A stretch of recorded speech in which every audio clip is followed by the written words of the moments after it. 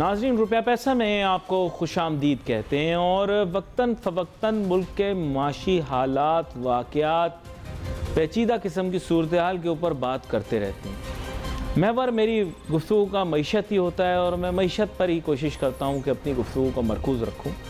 Problem असल में ये है कि मुल्की मईशत के मुतल्लिक मैं जिन हक़ाइक़ के बारे में बात करता रहा हूँ, और मेरे ख़्याल से अब ये बातें करते मुझे तकरीबन 15 साल हो चुके होंगे, 15 साल से भी ज़्यादा, और मैं मुस्तकिल बुनियादों के ऊपर मुल्की मईशत के मुतल्लिक कुछ ऐसी बातें बता रहा हूँ जो आपको ना किसी और जगह पर सुनने को मिलेंगी, लेकिन आज आप देखिए तो उनके मुतल्लिक बातचीत शुरू हो गई। ये वो सवालिया निशान हैं जिनके जवाब मिलना बहुत ही आसान है, लेकिन हम वो जवाब ढूंढना नहीं चाह रहे। देखिए, आँखों देखे पर यकीन कर लें, कोई बुराई नहीं है। मईशत सीधा साधा मेरे नज़दीक तो पैमाना ये है कि मैं अगर सड़क पर निकल जाऊं तो मुझे दिखना चाहिए कि मुल्क के अंदर माशी तरक्की हो रही है। मिसाल देता हूं आपको, जब मुशर्रफ साहब का दौर आया तो मैंने देखा कि पूरे पाकिस्तान में नई सड़कें, नई इमारतें, नए कारोबार सेट होना शुरू हो गए। तो मेरे जहन में यह आया कि मुल्क में माशी तरक्की हो रही है, लोगों को रोज़गार के मौके मिलना शुरू हो गए। वो बेरोज़गार जिनको कभी रोज़गार नहीं मिला था उनको रोज़गार भी मिल गया। वो लोग जिन्होंने ज़िंदगी में कभी लाखों रुपए एक साथ नहीं देखे थे, वो लाखोंपति बने, फिर करोड़ोंपति बने। मैंने देखा वो लोग जिनकी साइकिल की औकात नहीं थी, उनको मैंने 4x4 पे भी जाते हुए देखा। तो खुशहाली दिखाई दी, आंखों देखी दिखाई। ठीक है, बहुत सारे प्रॉब्लम्स होंगे। फिर उसके बाद यक्के बाद दीगरे सियासी हुकूमतें आती चली गईं, मईशत अबतरी का शिकार रही। मैंने खुद देखा कि माशी तरक्की नहीं हो रही। देखिए, आपने मुल्की मईशत को लॉन्च पैड पर लाकर खड़ा कर दिया। लॉन्च पैड पर, लॉन्च नहीं किया, लॉन्च पैड पर खड़ा किया। ये भी बहुत बड़ी बात है ना भाई। जब वो खलाई शटल बनाते हैं तो सबसे पहले तो लाकर उस खलाई शटल को लॉन्च पैड पर रखते हैं। ये तो पहला कदम हो गया ना भाई। आपकी परवाज़ तो तब होगी जब कोई मुकाम परवाज़ भी तो हो कि जहां से आपने उड़ना है हवा में। अब मुल्की मईशत लॉन्च पैड पर लाकर रख दी, लेकिन लॉन्च नहीं हुई थी। लॉन्च होने के बजाय ये वो रॉकेट आपने देखा होगा, खलाई रॉकेट उन्होंने बनाया था, वो हवा में गया भी, लेकिन कुछ देर परवाज़ करने के बाद वो फट गया। अभी चंद दिन पहले का बात है। उसके लॉन्च होते ही खुशियाँ भी मनाई गई, लोगों ने चीखें भी लगाई, तालियाँ भी बजीं, खुशी की चीखें। हमारे मुल्क के अंदर तकलीफ़ की चीखें निकलवाई जाती हैं ज़्यादा, लेकिन हमारी इकॉनमी इस लॉन्च पैड से लॉन्च ही नहीं हुई थी कि अचानक मईशत का धर्म तख्ता हो गया। यही कहते हैं ना, इस तरह की बातें करते हैं। तो अब जनाब ये वहीं औंधे मुंह गिर पड़ी हमारी खलाई परवाज़ की, हमारी माशी परवाज़ की जो हमने तैयारी की थी। अब इसको किस तरह से दोबारा लॉन्च पैड पर खड़ा करें, वो एक मुश्किल कदम है। लॉन्च तो बाद में होगा। अच्छा, फिर ये तो एक जाविया मैंने आपको दे दिया कि आपकी इकोनॉमी लॉन्च कभी नहीं हुई थी, लॉन्च पैड पे आके खड़ी की गई थी। लॉन्च नहीं हुई थी, ना मुशर्रफ के दौर में हुई थी, ना जिया के दौर में हुई थी। लॉन्च पैड पर आई थी, आगे नहीं गई थी। आप ख्वाबों ख्यालों के अंदर खला का सफ़र करके आ गए, लेकिन हकीकत में लॉन्च नहीं हुई थी। अच्छा, दूसरी चीज़, ईंधन के बगैर रॉकेट उड़ ही नहीं सकता। ये खलाई शटल आसमानों से और फिर फलक से होता हुआ किसी न किसी तरीके से स्पेस में पहुंच जाए, खला में पहुंच जाए, आसानी से ही हो नहीं सकता बगैर ईंधन के। आपके पास ईंधन ही नहीं, आपके मुल्क के पास वसाइल नहीं हैं, पीरियड। आप इस खुश ख्याली का शिकार हैं, आप इस ख्वाब की दुनिया में रहते हैं जहां आपको लगता है कि मुल्क में वसाइल है, मुल्क के पास कोई वसाइल नहीं। देखिए, ये बातें करना कि वसाइल हैं, हमने इस्तेमाल सही से नहीं किया, वसाइल हैं, हमारे पास लोग नहीं हैं, हम वसाइल को बुरे कार नहीं ला पा रहे, ये सब बातें और मेरे नज़दीक बकवास। नहीं, मैं बाबा क्लियर बात करता हूं मैं, क्योंकि वसाइल आपके पास हैं ही नहीं, सिर्फ आप सोच रहे। अब ये चिंटू की आदत है पतंग उड़ाने की। जब पतंग नहीं होती ना, तो ये पता है पतंग कैसे उड़ाता है। एक दफा मैंने इससे पूछा कि ये चिंटू तुम क्या कर रहे हो? कह रहा पतंग उड़ा रहा हूं। मैंने कहा पतंग कहां है? सोच में पड़ गया। मैंने कहा डोरी कहां है? फिर सोच में पड़ गया। मैंने कहा क्या उड़ा रहे हो भाई? फिर कह रहा पतंग। तो पाकिस्तानी मईशत भी जो है ना, उसको आप क्या कर रहे हैं? आप पाकिस्तानी मईशत को पतंग की तरह उड़ा रहे हैं। ना आपके पास वो फर्जी पतंग है, ना डोर। लेकिन अगर मैं आपको कहूं ना कि साहब आप तो पागल हैं, ना पतंग है ना डोर है, आपको तो हैदराबाद के उस अस्पताल में होना चाहिए जहां अच्छा सा दिमाग का इलाज करेंगे आपका, तो आप कहेंगे नहीं, अली नासिर मुहिब वतन नहीं है, ये हुब्बुल वतनी के उसूलों के खिलाफ है, इसको ये पतंग दिखाई नहीं दे रही, इसको ये डोर दिखाई नहीं दे रही। अगर हमारे पास पतंग होती, अगर हमारे पास डोर होती, तो ये बोकाटा अगर होती। तो हुआ ये कि मेरी एक रिश्तेदार थी, सुनना एजाज तुम, एक मेरी रिश्तेदार थी, मैं उसके पास गया मिलने के लिए, तो शर्मा रही थी। मैंने उनकी वालदा से पूछा, मैंने कहा क्या हुआ? कह रही इनका रिश्ता तय हुआ है। मैंने कहा बहुत बहुत मुबारक हो, बहुत मुबारक हो। मैंने कहा बताओ भाई लड़का कैसा है, क्या करता है? तो शर्माते शर्माते कहने लगी बड़ा स्लिम और स्मार्ट है। मैंने कहा अच्छा, वेरी गुड, तुम्हारी किस्मत है भाई। मैंने कहा कि करता क्या है? कह रही इंजीनियर बनेगा। और मैं था शरारती, मेरे जहन में फौरन है, मैंने कहा बनेगा। मैंने कहा अभी क्या कर रहा है ये तो बताओ। कहती है अभी मैट्रिक में 2 सप्लियां आई हैं, इंजीनियर बनेगा। तो आप लोग भी खाली जो है ना ये ख्याली पुलाव बनाने के एक्सपर्ट हैं। मुल्क की मईशत तरक्की करेगी, हमारे पास बहुत सारे वसाइल मौजूद हैं, कहाँ हैं तुझे भी नहीं पता, मुझे भी नहीं पता।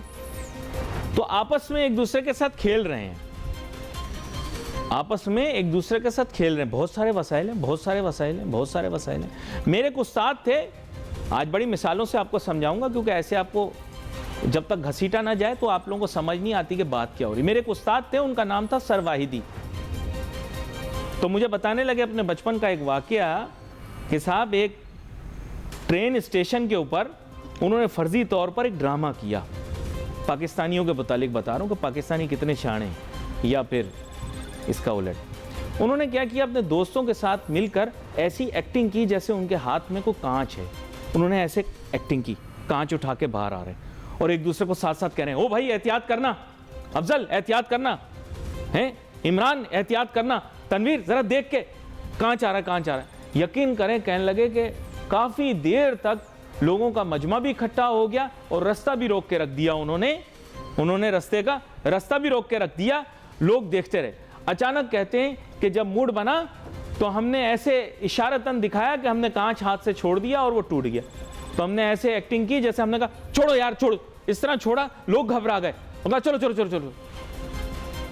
तो इससे क्या पता लगा आप कितने बड़े नहीं, बस आप कितने बड़े मामू बनाए जा सकते हैं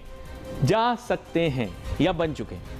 तो मुल्क की मईशत के मुतालिक भी मैं यही कहूँगा कि ये सीपेक भी एक इसी तरह का कांच का टुकड़ा है जिसे हर बंदा दूसरे को दिखा रहा है आराम से, होए ये मुल्क की तकदीर बदल देगा। नाउज़ुबिल्लाह, तकदीर सिर्फ मेरे रब की ज़ात बदल सकती, और कोई इंसान, कोई बशर, कोई आपकी तकदीर नहीं बदल सकता। ये सारे लोग हैं ना, जैसे ये मैं देखता हूँ रोज़, मेरी अगर इससे शादी हो जाए तो मेरे ससुर के पैसों से मेरी तकदीर बदल जाएगी।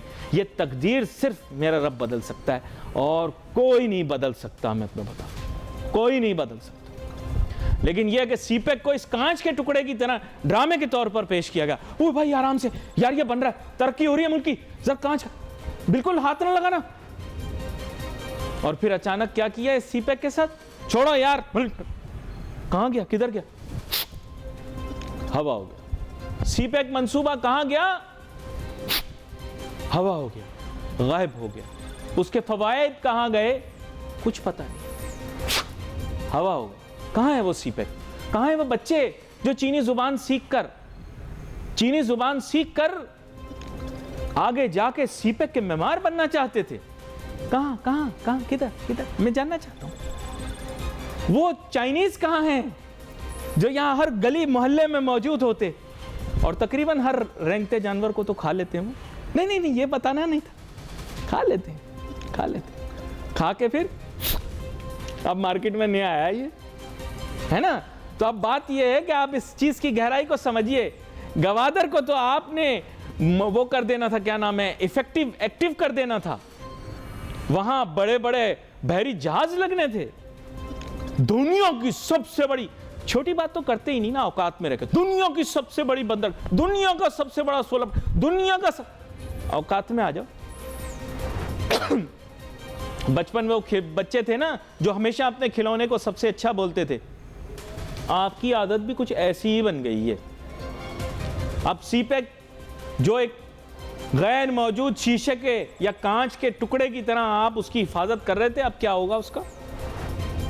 मुल्क को फवायद क्या मिले, कुछ पता नहीं, सवालिया निशान।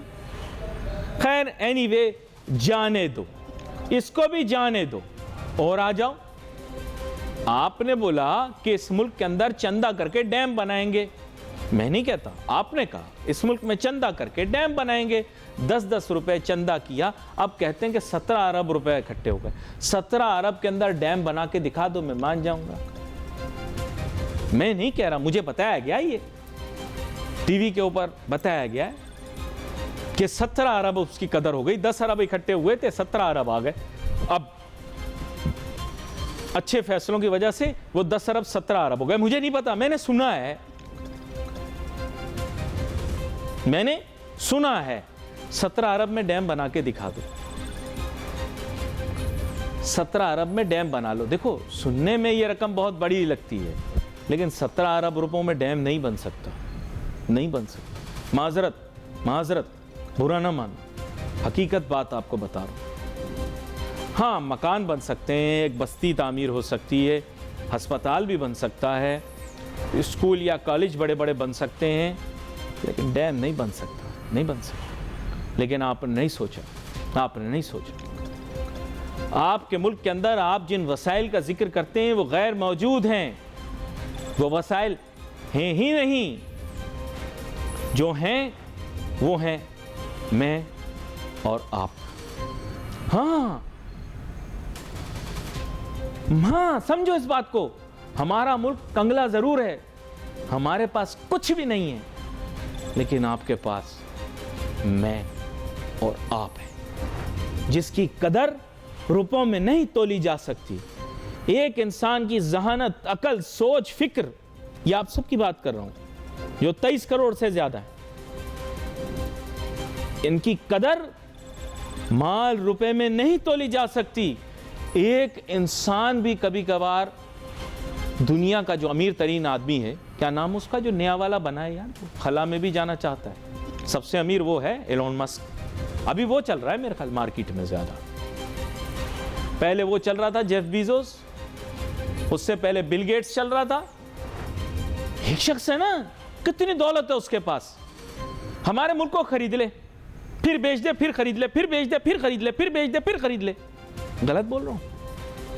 अपन तो $1 अरब के लिए क्या क्या कर रहे हैं IMF के, कितनी दफा हमें बेच के खरीद ले। पता है दुनिया की बड़ी कंपनी है, क्या नाम अभी मुझे ये बताएंगे, मैं देख रहा था, ये तुम 17 अरब रुपयों के साथ डैम बनाने निकले थे। पता है एप्पल कंपनी, इतनी बड़ी कंपनी दुनिया की, Apple company, trillion dollar company, मुझे शोभा तहकीक बता रही है, ट्रिलियन डॉलर कंपनी, टेलीफोन बना के। और ये देखो, चिंटू पूरा दिन मैसेज भेजता रहता है, मैसेज रिसीव करता रहता है। और अब जब से फिल्म आई है सलमान खान की, तो उसको बोलता है कि मुझे भाईजान बोलो, किसी का भाई किसी की जान, भाईजान। अब तुम यही ना करना कहीं कि वहां जाके बोल दो कि अब से मुझे भाईजान बोलना। साइंस भी बड़ी अजीब चीज है। मफरूज़ी के बुनियाद पे की गई बात की अहमियत कम है, चाहे सुनने में, समझने में वो ज़्यादा अच्छी लग रही हो। लेकिन अगर कोई चीज़ साबित हो, नज़र के सामने हो, हक़ाइक़ के साथ उसका मुवाज़ना किया जा सकता हो, साबित किया जा सकता हो, तो वो ज़्यादा मानी जाएगी, भले वो कड़वी ही क्यों ना हो, सुनने में, देखने में बुरी ही क्यों ना लगे। मेरे साथ बहुत ही अहम मेहमान शामिल गुफ्तगू हैं, जनाब डॉक्टर शुजात मुबारक साहब, मुल्क के मारूफ मईशतदान हैं। वेलकम करता हूँ आपको शो। थैंक यू अली भाई। अब बात कुछ ऐसी है डॉक्टर शुजात मुबारक साहब कि ये चीज़ शायद पब्लिक को इतनी अपीलिंग ना लगे, लेकिन कुछ चीज़ें फैक्ट्स हैं और फैक्ट्स ऐसे होते हैं जो कि साबितशुदा हों, हक़ाइक़ व शुमारियात से उन्हें साबित किया जा सकता हो। आप ही ने हमें सिखाया और हमने समझा भी। आप वैसे मेरे तो हम उम्र या मुझसे उम्र में कमी हो, लेकिन तालीम में मुझसे कहीं ज़्यादा जानते हैं चीज़ों को। आप इस शोबे के माहिर भी हैं, शुमारियात के भी एक तरह से माहिर तस्वुर किए जाएंगे, क्योंकि माशियात से बड़ा करीबी ताल्लुक़ है उसका। हाँ, मफरूज़ों पे की गई बात, या आप ही से हमने सीखा, या हाइपोथेसिस, इसका सही या गलत होना वो एक सवालिया निशान है। ताहम फैक्ट का, साइंटिफिक ट्रूथ का, नेचुरल लॉज का सही होना, वो उसमें कोई दो राय मेरे ख्याल से नहीं होती। अगर होती हैं तो फिर वो आगे जाके साइंसी तौर पर ही साबित की जा सकती। डॉक्टर शुजात मुबारक साहब, मुल्क की मईशत तबाही के दहाने पे खड़ी हुई है, ये एक फैक्ट है। डॉलर की कदर 280 रुपए से तजावुज़ कर चुकी, 300 तक नहीं पहुंची अभी तक। ये एक हकीकत है, एक ट्रूथ है। आपके मुल्क की शरह नमू आधे फीसद या शायद उससे भी कम रहे, इसका तासुर दिया जा रहा है based on projections, scientific projections.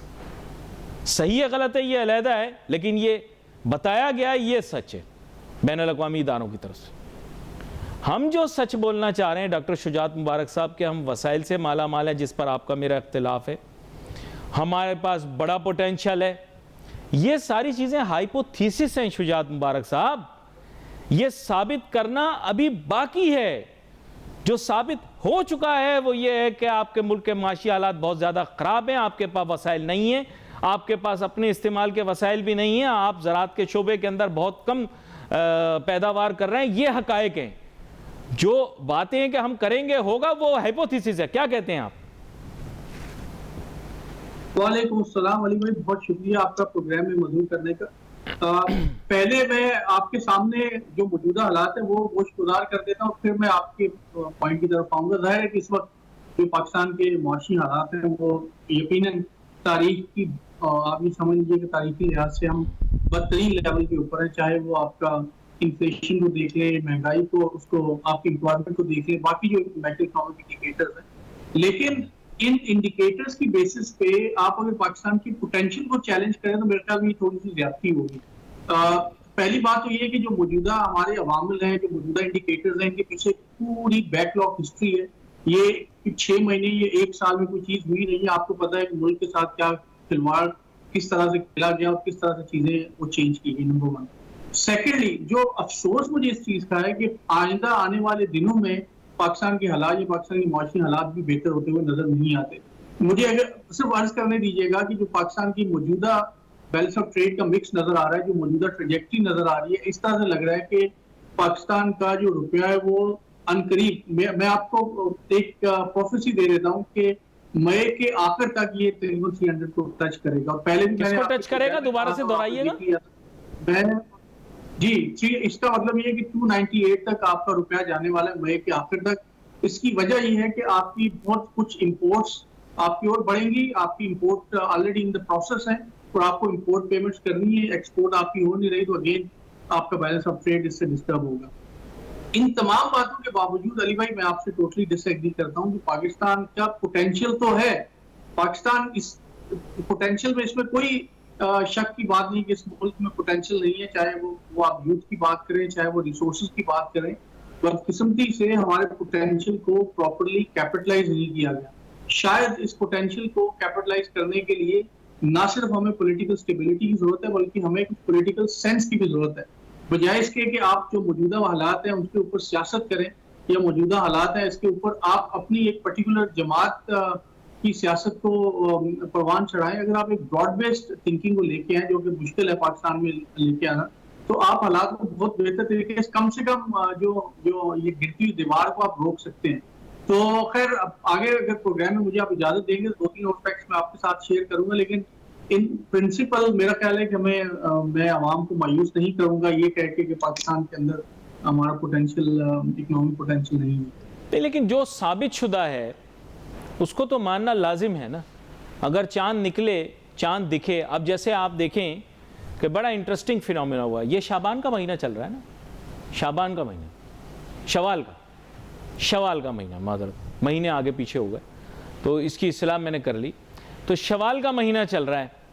अब जैसे मैंने चांद देखा, जिस दिन आपने ईद मनाई उसके अगले दिन का चांद देखा तो बड़ी देर तक मुझे दिखता रहा। तो मेरे जहन में यह आया कि ये दूसरी शवाल का चांद तो नहीं है ना। तो ये फैक्ट से, मुझे नहीं पता, आप इख्तिलाफ कर सकते हैं, लेकिन फैक्ट से ये ऐसा महसूस हुआ कि ये चांद दूसरी तारीख का नहीं है। अब मैं इनकारी हो जाऊं कि मैं तीसरी शवाल का चांद जो है वो देखूं और आपकी तारीखों की किताब में दूसरी शवाल की तारीख लिखी हो, तो मैं किससे मानूंगा शुजात मुबारक साहब? मैं सिर्फ आपसे पूछ रहा हूं, मैं नहीं कह रहा कि ऐसा है, मैं कह रहा हूं कि मैंने चांद जब देखा शवाल की दूसरी तारीख का पाकिस्तान में, तो लगा मुझे ऐसे कि ये तीसरी तारीख का है। साइंसी तौर पर मैं किससे मानूंगा? साइंस को मानूंगा या हमारी हुकूमत ने क्या कह दिया या हमारे लोगों ने क्या कह दिया वो मानूंगा? कोई कंट्रोवर्सी क्रिएट नहीं कर रहा, आपसे सिर्फ पूछना चाह रहा हूं मैं। देखिए ये चांद मेरा ख्याल ये है कि आप we are comparing apple and with something else. देखिए जो पाकिस्तान प्रूवन रिजर्व्स को ले लेते हैं। मैंने आपको थोड़ी पेचीदा सूरत-ए-हाल में डाल दिया। मेरे ख्याल से फवाद चौधरी साहब वाला सवाल आपसे पूछ लिया। दोबारा से दोहराता हूं अपने सवाल को। पाकिस्तान के एक मिसाल ले लेते हैं, पाकिस्तान के प्रूवन ऑयल रिजर्व्स को मानूंगा या unproven, dreamed of, thought of, imagined reserves को मानूंगा? मैं सिर्फ आपसे ये पूछ रहा हूं, प्रूवन रिजर्व्स को मानूंगा जो जियो स्पेशल सर्वेस के तहत निकले, या मुझे ख्वाबों ख्यालों में आया मैं उसको मानूंगा? मुझे बात करने का मौका दीजिए। देखिए मैं ये कह रहा हूं कि जो माशी इशारे है ना वो ऊपर नीचे होते रहते हैं। मुल्क की तारीख में ऊपर नीचे चीजें चलती रहती हैं। आप अमेरिका को ले लें, आप ग्रेट डिप्रेशन 1930 से लेकर 1970 के जो माशी मसाइल थे, या आप यूके को ले लें, इस वक्त भी दुनिया के बड़े बड़े ममालिक इंक्लूडिंग जो यूरोप के ममालिक हैं वो शदीद माशी मंदी का शिकार है। वहां पर उनकी मार्केट जो है वो डाउन जारी, इन्फ्लेशन बढ़ रहा है। सवाल ये पैदा होता है कि आप उस सूरत हाल को किस तरह से हैंडल करते हैं। तो मैं एक इन प्रिंसिपल जो आप मेरा आपके साथ डिसएग्रीमेंट है वो ये कि माशी इशारे जरूरी नहीं कि गलत हो तो आपकी जो पोटेंशियल है वो गड़बड़ होता है। सवाल ये है नहीं, मैं तो आपकी सारी बातें मानने के लिए तैयार हूं। मैं सिर्फ ये कहता हूं कि does scientific evidence back Pakistan's claim of ample resources? यहां पे बैठ के डिस्कस करते हैं आगे हमें करना क्या है। नहीं सर, वो मैं उस पर भी आता हूं आपके पास। मैं लेकिन सबसे पहले ये जानना चाह रहा हूं कि डज साइंटिफिक एविडेंस सजेस्ट कि वी हैव एम्पल रिसोर्सेज? ये मेरा सवाल है। If scientific, I am talking to a very famous scientist of the world, which is Dr. Shujaat Mubarak. आपकी पब्लिकेशंस बैन अल-अक़वामी जरीदों और किताबों में आती हैं, आपने किताबों के मुसन्निफ भी हैं। बल्कि साइंटिफिकली मुझे ये बताएं, does scientific evidence suggest Pakistan has ample resources? That's my question. जी बिल्कुल, मैं आपको यही तो कह रहा हूँ। साइंटिफिक एविडेंस, सबसे पहले आप ह्यूमन रिसोर्स की बात कर लें। मैं आपके प्रोग्राम में कितनी दफा कह चुका हूं कि पाकिस्तान के अंदर, Pakistan is among the most youthful countries in the world, number 1। Pakistan के आप मिनरल रिसोर्सेज की बात करें, पाकिस्तान के आप लैंड की बात कर लें, जो भी है, देखें रिसोर्स के ऊपर किसी को कोई शक नहीं है। पाकिस्तान के अंदर, पाकिस्तान के पास वो तमाम रिसोर्सेज मौजूद है, वो किसी भी मुल्क की मुआशी तरक्की के लिए मौजूद होने चाहिए। लेकिन मैंने पिछली दफा भी आपके प्रोग्राम में सवाल किया था कि रिसोर्सेज अगर कम भी हो तो काम चल जाता है। जैसे कि मैंने जापान की आपको एग्जांपल दी थी, मैंने सिंगापुर की एग्जांपल आपके साथ शेयर की थी कि ये वो मुल्क थे जो कि बहुत ज्यादा रिसोर्स रिच नहीं थे, इसके बावजूद भी उनकी जो ट्रू इकोनॉमिक पॉलिसीज थी, उनकी जो लॉन्ग टर्म इकोनॉमिक पॉलिसीज थी, उसकी वजह से और उनका जो ह्यूमन डेवलपमेंट थी उसकी वजह से वो अपनी मुआशी इशारिया जो मुआशी आदाब थे उनको बड़े अच्छे तरीके से उन्होंने हासिल किया और अभी वो दुनिया के बेहतरीन ममालिक में शुमार होते हैं। कहने का मकसद ये है कि पाकिस्तान में उन ममालिक से ज्यादा पोटेंशियल मौजूद है, लेकिन उस पोटेंशियल को कैपिटलाइज करने के लिए हम वो लॉन्ग टर्म पॉलिसी डेवलप नहीं कर पा रहे और उस पॉलिसी को डेवलप करके एग्जीक्यूट नहीं कर पा रहे। और उसकी वजह हम सबके वेस्टेड इंटरेस्ट है, चाहे वो हमारी पॉलिटिकल डिस्कशन होती है, पॉलिटिकल नेगोशिएशन होती है, तो ज्यादा से ज्यादा हम क्या सोचते हैं कि मेरी जमात को उससे क्या फायदा होगा, मेरी जात को उससे क्या फायदा होगा, या मेरे इंस्टीट्यूशन को उससे क्या फायदा हो सकता है। हम लोग पाकिस्तान के मुतालिक नहीं सोच रहे। तो जब तक आप पाकिस्तान के मुतालिक नहीं सोचेंगे, जाहिर है कि आप long term broad base economic policy नहीं बना पाएंगे और आप कभी भी, मैं और आप यहीं पे बहस करते रहेंगे कि क्या हमारे पास पोटेंशियल है या नहीं है। मेरा ख्याल है कि we have to come out of this discussion. इसमें देखें, मेरा आर्गुमेंट क्या इकोनॉमिक पॉलिसी हो सकती है, किस तरह से इस मुल्क को मौजूदा जो एक क्या कहते हैं कि इकोनॉमिक प्लंज है इस सिचुएशन से हम इसको कैसे निकाल सकते हैं। नहीं, लेकिन नहीं निकला ना। देखें 75 साल हो गए, हर तरह के थिंकर्स आए, starting from the best economist so called in Asia. आपने क्लेम किया कि जी आपने बहुत सारे, आपके पास ऐसे ऐसे इकोनॉमिस्ट रहे जो यूनाइटेड नेशंस ने जिनकी थ्योरियों को इस्तेमाल किया। कोरिया ने आपका प्लान चुरा लिया, कोरिया ने तरक्की कर ली, आप तरक्की नहीं कर सके। ये सारी कहानियां हम सुन चुके।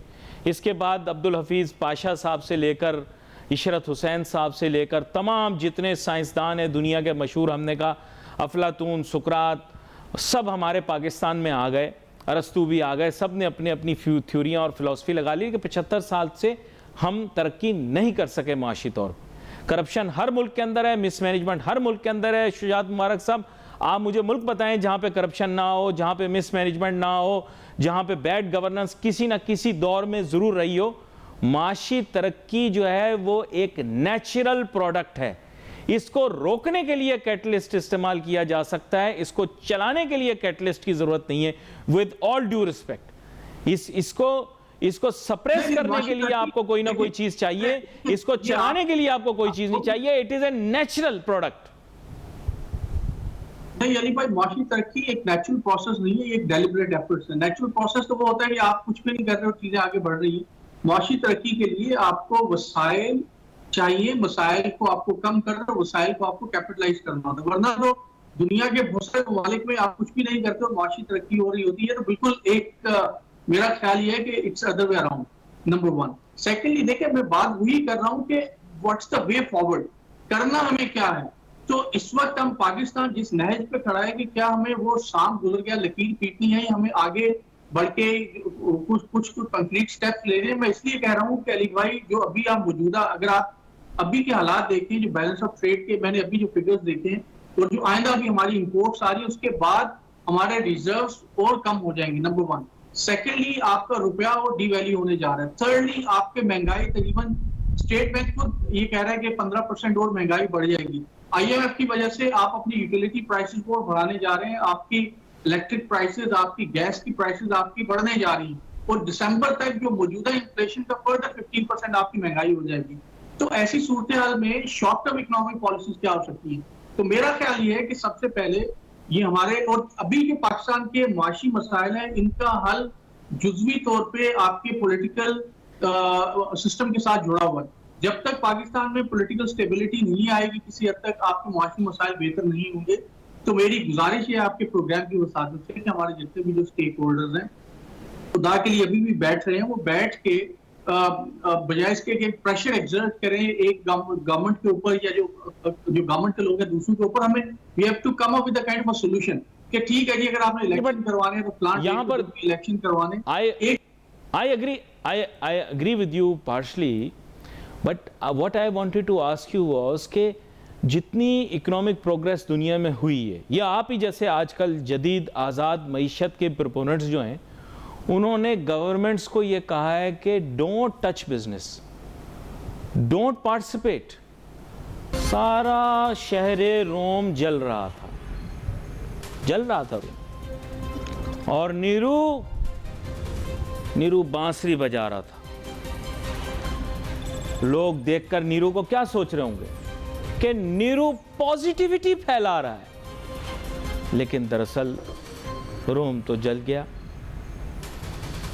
आज मैंने डॉक्टर शुजात मुबारक साहब आपको दावत इसीलिए दी है प्रोग्राम के अंदर, क्योंकि यहाँ इस मुल्क में प्रिविलेज क्लास जितनी है हमारे मुल्क की, प्रिविलेज क्लास, वो क्लास जो अपने आप को इस सिस्टम का बेनिफिशरी तस्वुर करती है, वो देख तो रहे हैं कि हालात बिगड़ रहे हैं, लेकिन वो बांसुरी बजा रहे हैं। तो कम से कम हमें तो उन बांसुरी बजाने वालों को कहना चाहिए कि साहब तुम क्या कर रहे हो, हालात तो बिगड़ते जा रहे हैं। शुजात मुबारक साहब ज़रा आंखें भी तो खोलें लोगों की, आवाम की, मुल्क की और ख़ास तौर पे अशराफिया की, कि इस मुल्क के हकीकी हालात क्या हैं, गरीब किस हाल पे पहुंच चुका है, महंगाई किस हाल तक पहुंच चुकी है और आपके और मेरे लाइफ स्टाइल को भी किस तरह से मुतासिर कर रही है। मैं चाहूँगा वही जारहाना अंदाज़ अपनाइए जो आप, मैं कहूँगा मीडिया में जब आपने आगाज़ किया था उसी अंदाज के अंदर आप पेश कीजिए। अली भाई थैंक यू।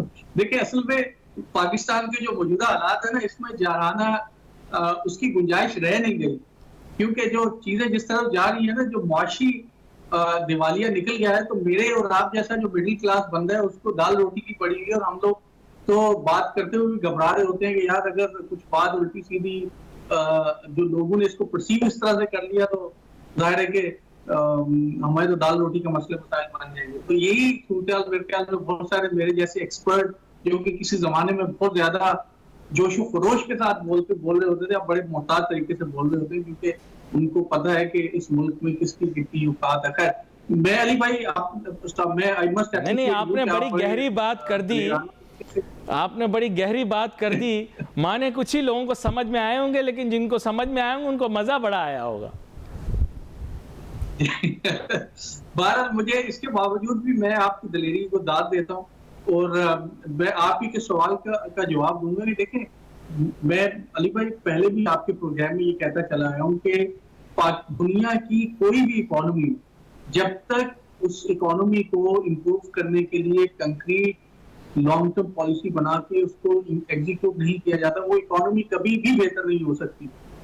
पाकिस्तान का एक सबसे बड़ा मसला है कि पाकिस्तान जो भी चीज प्रोड्यूस कर रहा है वो प्रोड्यूस क्यों हम कर रहे होते हैं, उस प्रोड्यूस करने के लिए 10 चीजें हम इंपोर्ट कर रहे होते हैं।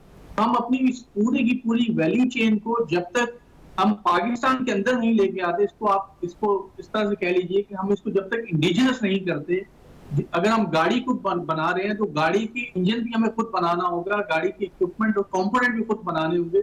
जब तक हम ये काम नहीं करते तो उस वक्त तक मैं और आप इसी तरह बहस करते रहेंगे पाकिस्तान के एक्सचेंज रेट के ऊपर भी और पाकिस्तान की इंपोर्ट के ऊपर भी।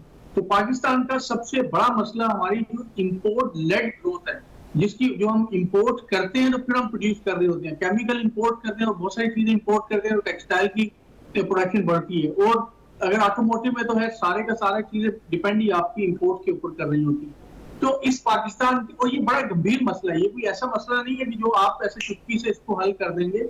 इसके लिए हम तमाम लोगों को जो स्टेक होल्डर है उनको बैठना होगा, पॉलिसी बनानी होगी कि इसको किस तरह से आप इंप्रूव कर सकते हैं। दूसरी बात अली भाई, इस वक्त पाकिस्तान में शदीद फुकदान है अच्छे स्किलफुल ह्यूमन रिसोर्स का। इसके बावजूद हम ये कह रहे हैं कि पाकिस्तान, मैंने ही आप अभी पहले कहा कि हम यूथफुल कंट्री है, लेकिन हम उस यूथ को वो स्किल नहीं दे रहे। और फिर आपने ये भी देख लिया कि पाकिस्तान में अब तक कितने लोग यहाँ से जो अच्छे थोड़े बेहतर लोग होते हैं वो ब्रेन ड्रेन के थ्रू बाहर चले जाते हैं।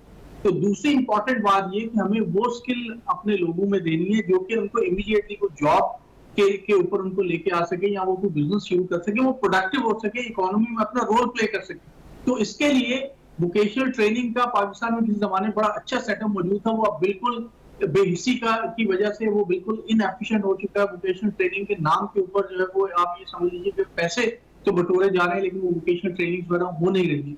इसी तरह से हमारे जो बेसिक इंफ्रास्ट्रक्चर है, आपकी जो दूसरी इंडस्ट्रीज है, सर्विस इंडस्ट्री है, आपकी जो मैन्युफैक्चरिंग इंडस्ट्रीज है, उनके लिए इंफ्रास्ट्रक्चर जो कि एसेंशियल चाहिए उसकी तरफ किसी की तवज्जो ही नहीं। एक मसला आपके पास कितने हमारे इंपोर्टर्स एक्सपोर्टर्स आते हैं, इस वक्त बिजनेसमैन को सबसे बड़ा मसला जो सबसे इशू है वो आपकी पोर्ट क्लियरेंस के ऊपर है। पोर्ट क्लियरेंस पे आपके जितने मैन्युफैक्चरर्स हैं उनके अक्सर एक्सपोर्ट इसलिए डिले हो जाती है कि वहां पे जो किक बैक्स होती है वो प्रॉपरली किक बैक्स उनको नहीं पहुंचती, या किक बैक्स में कुछ कमी होती है तो वो उनके एक्सपोर्ट्स डिले कर देती है। तो ये जो हमारे मुआशी मसाइल है, इन मुआशी मसाइल को टेबल के ऊपर जब तक हम लेके नहीं आएंगे, जब तक हम अपनी आंखें खोलेंगे नहीं, इनको प्रॉपरली एड्रेस नहीं करेंगे, तो इसी तरह से चीजें चलती रहेंगी। और हमें पता नहीं क्यों समझ में नहीं आता कि दुनिया का हर माशरती मसला मुआशी मसले के साथ जुड़ा होता है। अगर पाकिस्तान आज एक बेहतर इकोनॉमिक कंडीशन में होता तो हम सर फखर से बुलंद करके घूम रहे होते। पाकिस्तान में हम क्यों, हमारे जो वज़ीर ममलकत है वो खारजा जो है वो जाके कह रही मैं एक गरीब मुल्क की जो है ना, वो एक गरीब सी बाशिंदी और मेरी तो बड़ी छोटी सी टीम है। वजह क्या है इसकी कि क्या सिंगापुर तो हमारे साथ साइज में भी छोटा है और आबादी में भी कम है, लेकिन वो तो अपने आप को गरीब नहीं कहते, वो तो दुनिया के अमीर तरीन मुल्कों में। वजह ये है कि हमने अपनी मईशत पे तवज्जो नहीं दी, अपने मुल्क की मईशत पे तवज्जो नहीं दी। अपनी मईशत पे तो बहुत सारे लोग सब भी दे रहे हैं, चाहे वो सियासतदान हो, चाहे वो ब्यूरोक्रेट्स हो, चाहे वो और लोग हों। अपनी मईशत के ऊपर सब लोग तवज्जो दे रहे हैं, मुल्क की मईशत के ऊपर कोई तवज्जो नहीं दे रहा। बड़ा अहम नुक्ता है और बड़ा अहम नुक्ता आपने बयान किया, और मैं चाहूँगा आखिर में इख्तितामी कलमात के अंदर आप बड़ी वजाहत के साथ ये बताएं कि आपने डॉलर के हिसाब से तो अपनी पेशगोई कर दी, इस मुल्क की शरह नमू के मुतल्लिक भी आप अपनी क़यास करें कि 0.5% और उससे कम, आपने खैर पिछली दफ़ा शायद ज़िक्र किया था कि इससे भी कम होगी अगर मुझे सही याद पड़ता है। अगर इतनी कम होगी तो क्या हम रिसेशन में तो नहीं चले जाएंगे? क्योंकि अगर 0.5% से कम हो जाते हैं तो फिर आगे भी जा सकते हैं। क्या कहते हैं आप? देखिए अली भाई, ये तो आंखें बंद करने, हम we are already in the recession, हम डलवान के ऊपर और ऐसे ऐसे उसकी तरफ तेजी से भाग रहे हैं। आप दुआ करें कि हम डिप्रेशन की तरफ ना जाएं।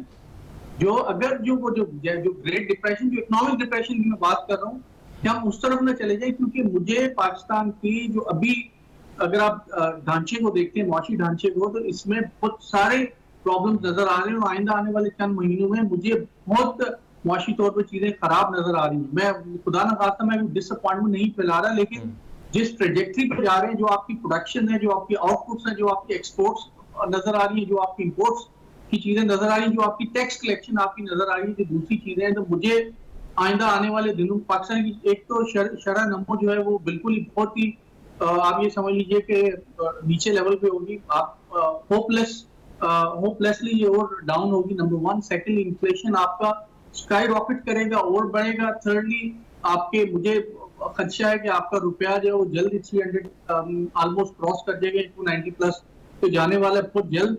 और ये भी मैं आपको बता दूं अली भाई कि अगर इलेक्शन नहीं होते तो अक्टूबर, नवंबर, दिसंबर के अंदर पाकिस्तान की मईशत रिसेशन की बदतरीन लेवल पे होगी, और मुझे ऐसा लगता है कि ये डिप्रेशन में ना चली जाए। ये खुदा ना खास्ता, तो वो क्या कहते हैं, मेरे मुंह में खाक, लेकिन जो चीजें नजर आ रही हैं, जो इकोनॉमिक ट्रेजेक्टरीज नजर आ रही है, जो डायरेक्शन नजर आ रही है, वो बहुत ही खराब है। और अफसोस ये है कि इन अफसोसनाक सूरत हाल से निकलने के लिए कोई इकदाम नहीं हो रहा, ना ही उस पर सोच रहा है। ये बड़ा अहम नुक्ता है जो आपने बयान किया। नाजरीन, यहाँ पर प्रोग्राम का वक्त हमारा क्योंकि महबूब होता है, इसलिए हमने बहुत सारी गुफ्तगू हमने कर ली। तो डॉक्टर शुजात मुबारक साहब ने हमें काफ़ी वक्त दिया इस सिलसिले में। यहाँ पर Nazreen, we wait for message on Facebook. Ali Nasir my team को इजाज़त दीजिए। अल्लाह हाफ़िज़।